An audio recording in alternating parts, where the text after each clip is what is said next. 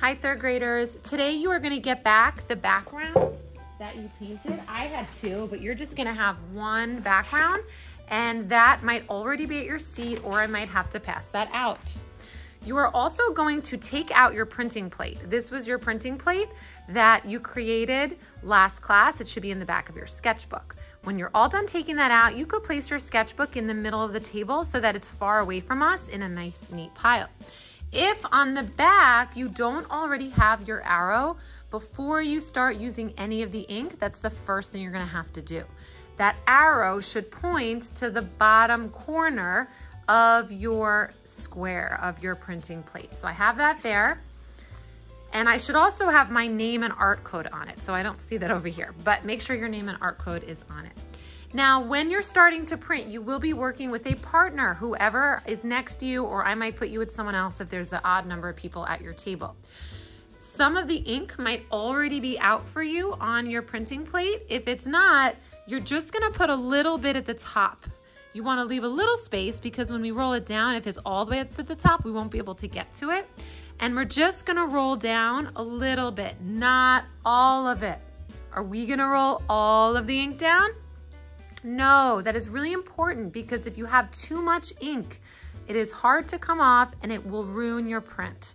So we're gonna roll it side to side, across, and you should get that nice Velcro sound. Now maybe your partner is going first, and then you guys are gonna take turns. So this looks like a good amount, and I still have a bunch over there that I can use the next time I'm gonna print. So right now, I wanna keep my space clean. If this is the area I'm inking, then next to me is the area where I'm going to put down my clean paper. We don't want this to get dirty. So once I have an even amount of ink, I'm going to roll over my shapes. Now mine was already black because I've already done this before, but yours won't be black yet. Now you wanna make sure that your shapes are shiny, evenly shiny. So you might have to go back, which everyone's gonna probably have to do. Drag down, the first one will be the trickiest. And it's okay if you get ink on this messy mat. Then you are going to go to the part of your table right next to you that should be pretty clean. There should be no ink on that side. As long as you got the thumbs up from me that it looks good, then you're gonna go to the clean part of your table. And at the clean part, you are going to take your paper and you are going to turn it over. This is where you have to pay attention. The arrow needs to face the center.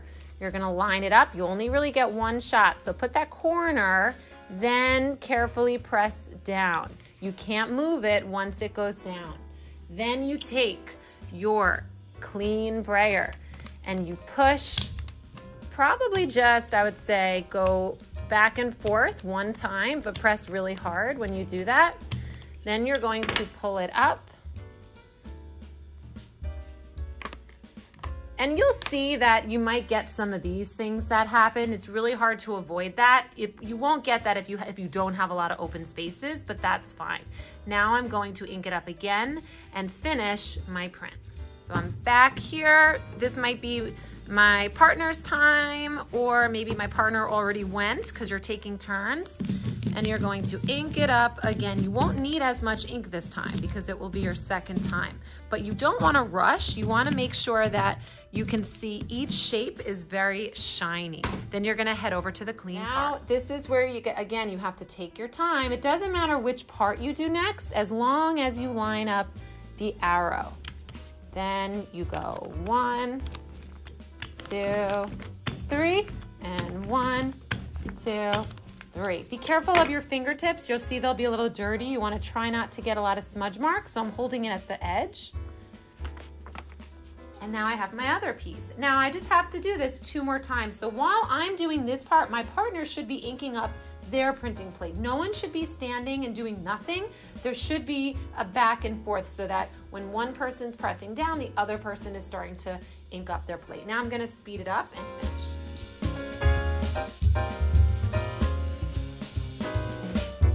So here you can see my finished first print.